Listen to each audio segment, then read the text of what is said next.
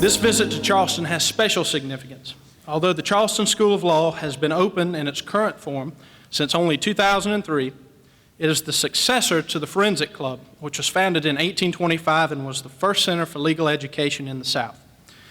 The school is producing future members of the bar that are taught to live up to the standards of their forebears in this community, including Judge Wallace Waring, James Pettigrew, Benjamin Rutledge, and Saul Blight Jr., who we have the pleasure of having with us today as well. We are honored to have two attorneys and career public servants with us here today. They have agreed to share their wisdom with us and their thoughts on the state of the law and our noble profession. Welcome, gentlemen, and thank you very much.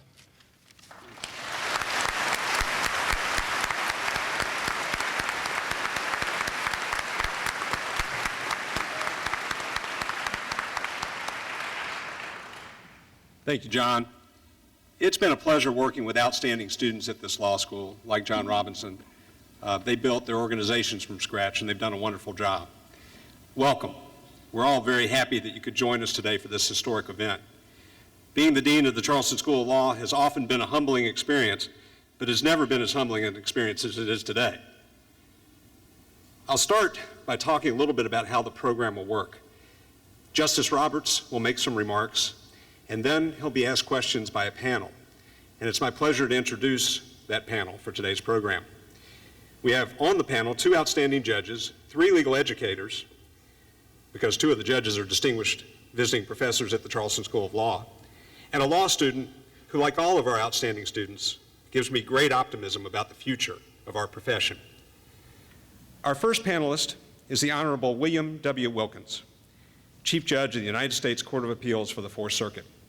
Judge Wilkins, a Greenville native, has been a member of the appellate bench since 1986. He served as a U.S. District Judge for the District of South Carolina from 1981 to 1986, and was recently honored for his 25 years on the federal bench in Greenville this past week. In addition to serving on the Fourth Circuit, he served as the chair of the U.S. Sentencing Commission from 1986 to 1994. From 1999 to 2003, he chaired the Committee on Criminal Law for the Judicial Conference of the United States. Seated next to Judge Wilkins is the Honorable P. Michael Duffy. Judge Duffy is a U.S. District Judge for the District of South Carolina.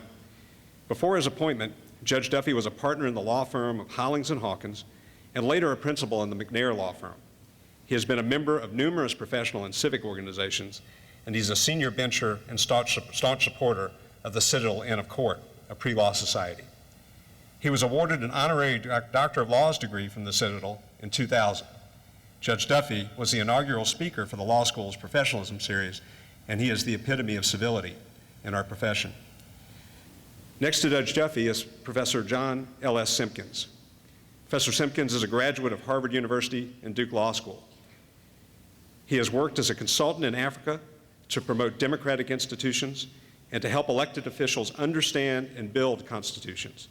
And so we're very fortunate to have him teaching constitutional law at the Charleston School of Law.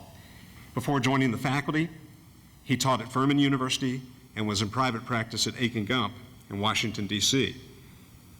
Most recently, Professor Simpkins was appointed as director of the law school's diversity initiatives, and he was featured in the Post and Courier in a high profile. Next to Professor Simpkins is Ms. Ashley Rockwell.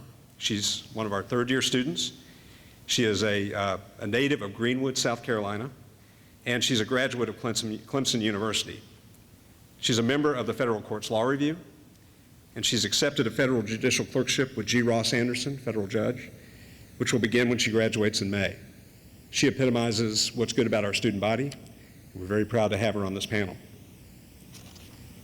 It's now my honor to introduce the senior senator from South Carolina, Senator Lindsey Graham. Lindsey O. Graham was elected to serve as a United States Senator on November 5, 2002. He's a native South Carolinian. He grew up in Central and graduated from D.W. Daniel High School. He earned his undergraduate law degrees from the University of South Carolina in Columbia, and we'll forgive him for that because there was no Charleston School of Law. Senator Graham logged 6.5 years of service on active duty as an Air Force lawyer. Upon leaving the active duty in the Air Force in 1989, the senator joined the South Carolina Air National Guard, where he served until his election to the United States House of Representatives in 1994. South Carolinians are proud of the job Senator Graham is doing in Washington. No one expresses that pride more eloquently than our beloved chairman, Judge Alex Sanders, who was quoted recently in Time magazine as saying, "If I had known Lindsey was going to be this good, I would have voted for him myself." Senator Graham.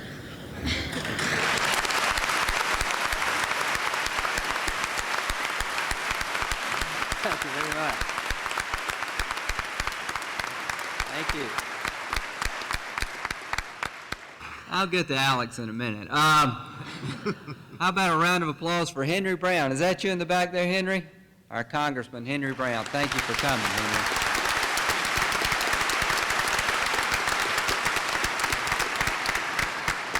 Strom said Henry was a nice young man with a bright future. Strom was right. Now, when I'm introduced as the senior senator, I'm reluctant to get up when Fritz is in the room. My first 2 years in the Senate, I was the junior senator. We change senators every 50 years whether we need to or not. So thanks for the job. But I came to the Senate following a legend in Senator Thurmond, and I was met by a legend in Senator Hollings. And I am here to publicly say, and if I get any more nice words from Democrats, I'm going to lose my job. But I'm here to publicly say that I could not have been more welcomed. I could not have been better mentored and better treated than Senator Hollings. You are a wonderful senior senator, and I appreciate all you've done for me. Thank you, and his lovely wife, Pete. And if there was a ever better half, it's you, Pete, and we all appreciate all you've done for our state.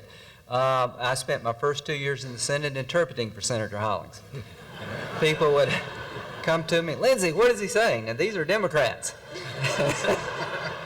Some about Karl Rove and the tax cuts he don't particularly like, but it was one of the highlights of my time in public life to work with Senator Hollings. And to be compared to Jimmy Burns is a tremendous honor. I'm sure the Burns family is very upset about it, but I'll take it. That is a tremendous honor.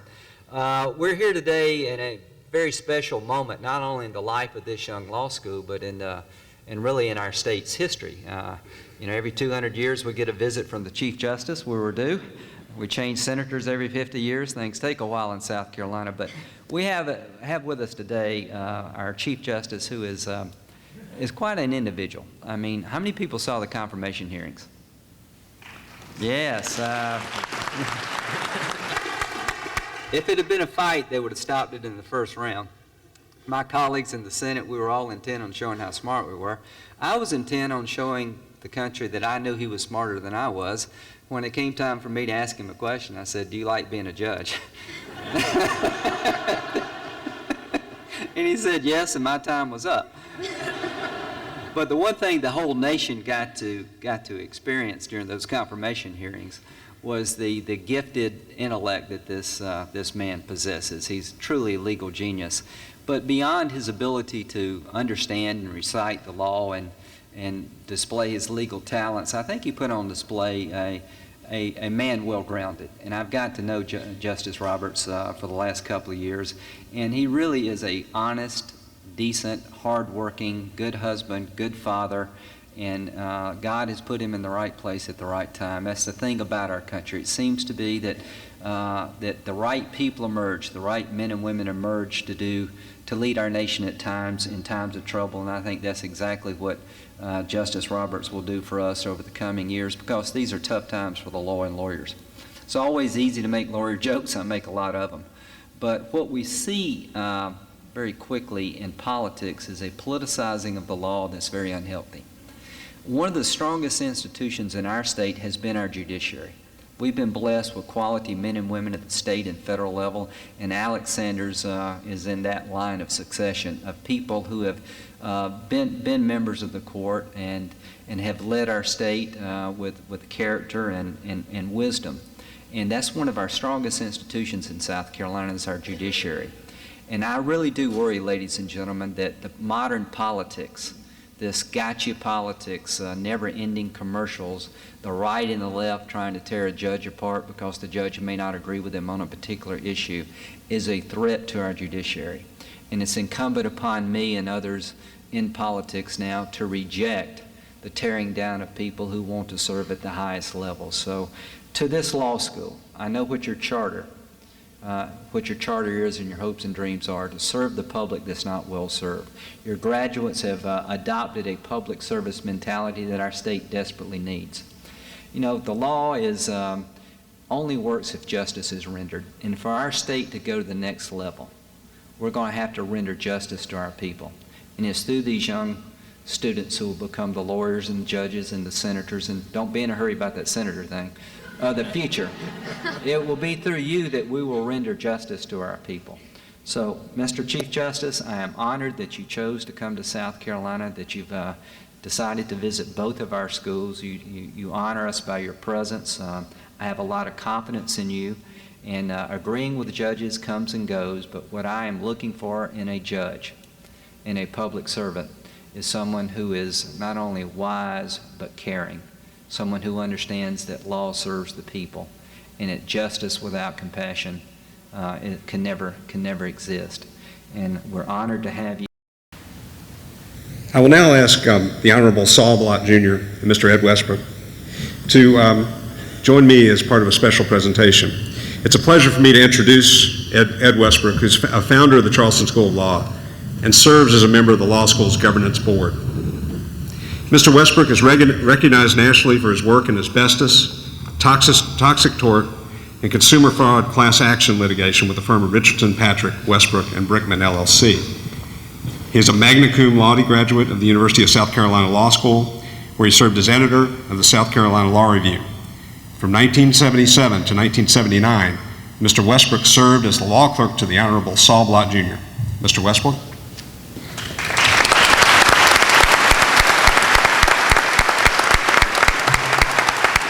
Thank you, Richard. Mr. Chief Justice, Chief Judge Wilkins, Judge Duffy, Senator Graham, other honored guests, dignitaries, and most especially Judge Blott. It is my high honor to be up here this afternoon to introduce the presentation of the portrait of Saul Blott Jr. Before I go any further, I want to recognize the portrait artist, Mr. Michael Del Priore.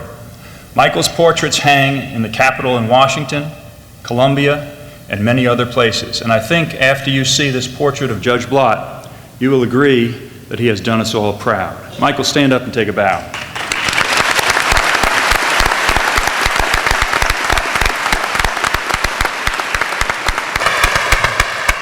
I was asked to say a few words this afternoon to summarize the life and career of Judge Blott.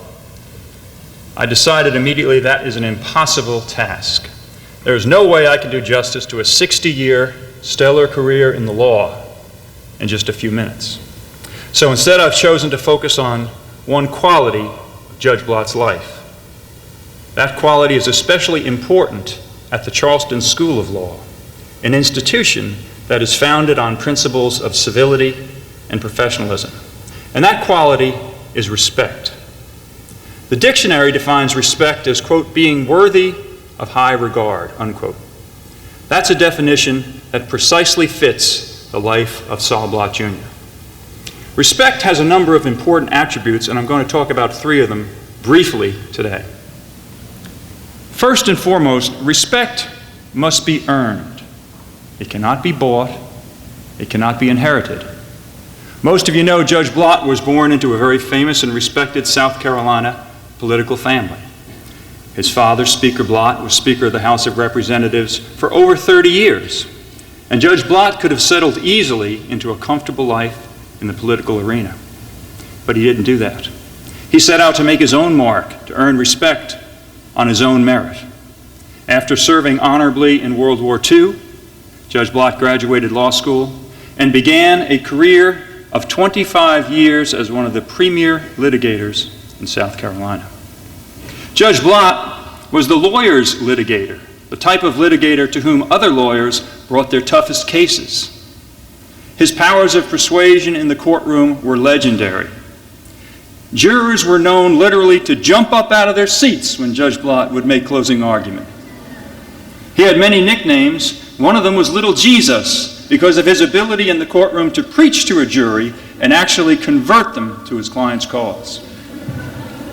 Now, many stories are told about Judge Blott's life as a litigator, and I'm going to share one of them with you this afternoon because of what it says about Saul Blott Jr., the lawyer, and the respect which he was accorded.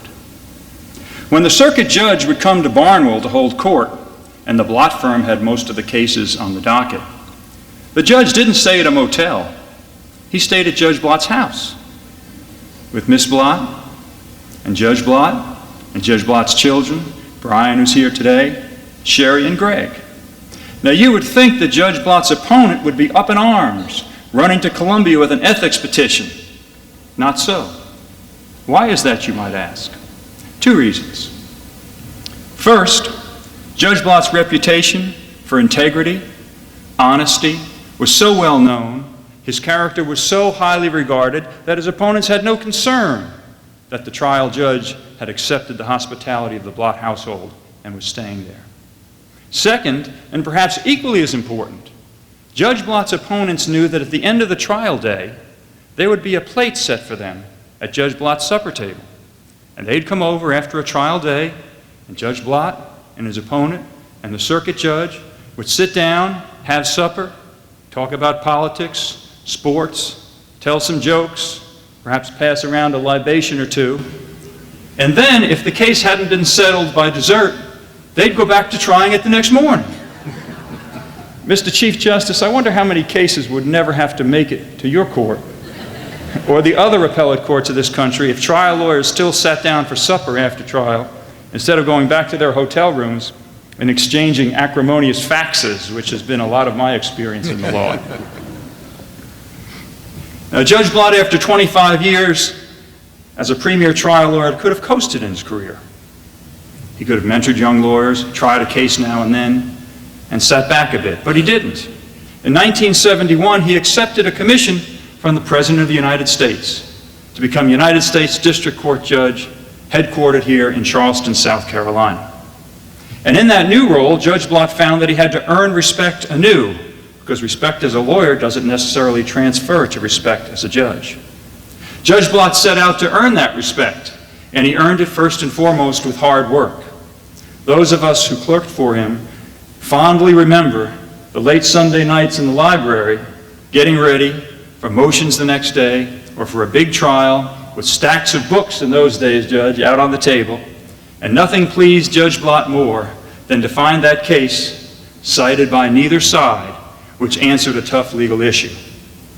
Judge Blott earned respect by showing respect. He was always courteous and civil in the courtroom. He controlled his courtroom without being domineering. Judge Blott understood the problems of trial lawyers because he'd been a trial lawyer. In the words of the old Smith-Barney commercial, Judge Blott got the respect we accord him today the old-fashioned way. He earned it. That brings me to the second attribute of respect I want to discuss with you, which is that respect once earned must be jealously guarded. Because if you do not guard the respect you have earned, it can be easily lost. How often do we see today on the news or read in the newspapers of politicians or other officials who squander respect that they've earned over a lifetime, virtually overnight, with some personal scandal or financial scandal or professional scandal? Not so for Saul Blott Jr. The respect that Judge Blott has gained over the years, he has not only retained, but it continues to grow year after year as new lawyers come to the bar and have a chance to practice and learn from the still very active Saul Blott Jr.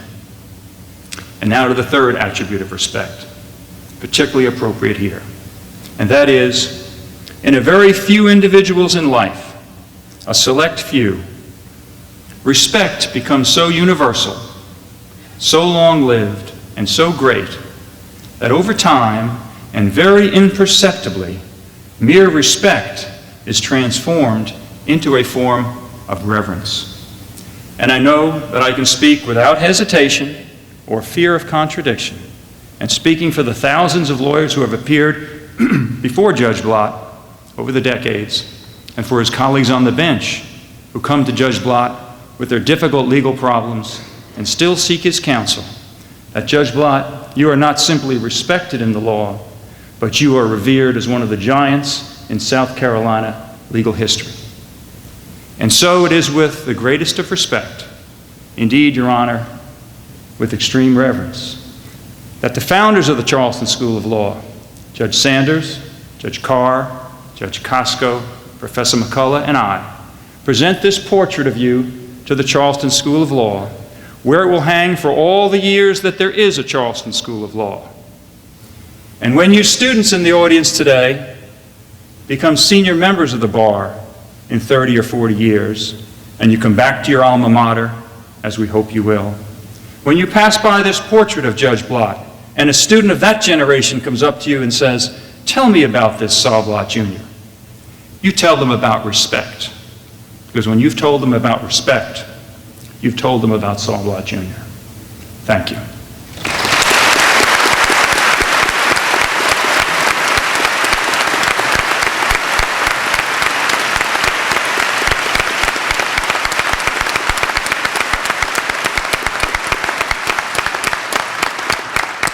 At this time, I would invite the Chief Justice and Judge Blott to come forward for the unveiling of the portrait.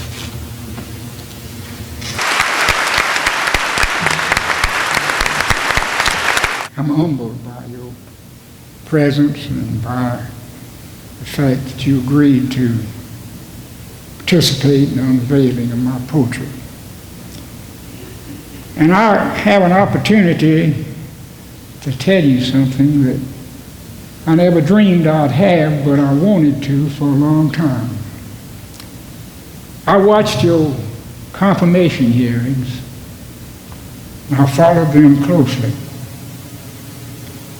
And when you went into that Senate room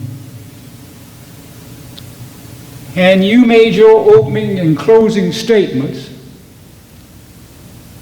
and you answered every question that imaginable, particularly some that the staff members who couldn't carry your shoes thought about, and you cited case after case right off the top of your head, and you didn't have a note. I was so proud of you, I just didn't know what to do, man. I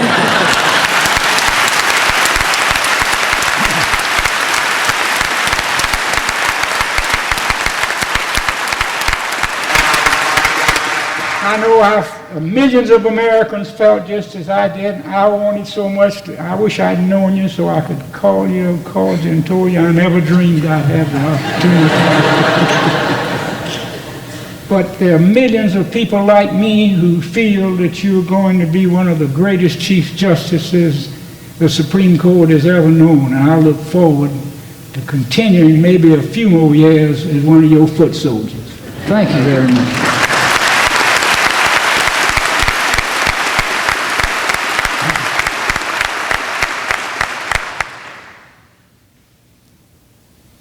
You know, when you hear somebody that you voted to as Ed say the things he said, you can't help but touch you and touch you deeply. And he knows how devoted I am to him and how appreciative I am to him for what he had to say. And I appreciate the fact that even the Chief Justice, the Chief Judge of the Fourth Circuit, my colleagues, the United States Senator, all of the bar here in Charleston who are here, and the students of this law school, I know you're captive but I appreciate the fact you didn't get up and leave.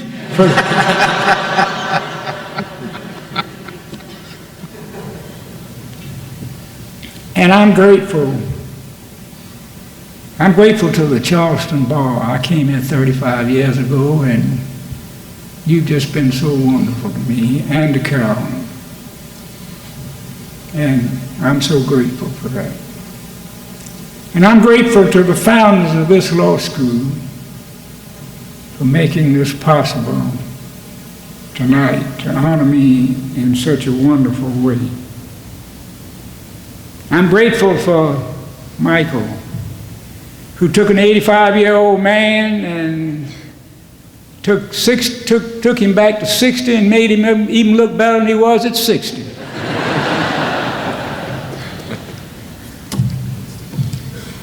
I'm grateful, too, to my children and their families who've been such a bulwark of strength to me, particularly in the past couple of years. They meant so much, and I'm so grateful. And I'm grateful, too, to my secretary, Janice Pierce, who has been with me for 35 years, ever since I started. And for those of you who've dealt in any way over all those years with my office, you know who the boss down there is, and it isn't I. And I'm grateful, in conclusion, to all of you. Those that I know, I love so many of you, and I've had the opportunity to know you, and I sat by my dear friend Fritz, son of Robbins, and I guess he and I go back from law school days. And he knows how much I love him and Pete, and I've got a love in my heart for all of you. I appreciate you, Stan. I appreciate this honor. Thank all of you so much. May God bless the judicial system of the United States, and may God bless all of you. Thank you.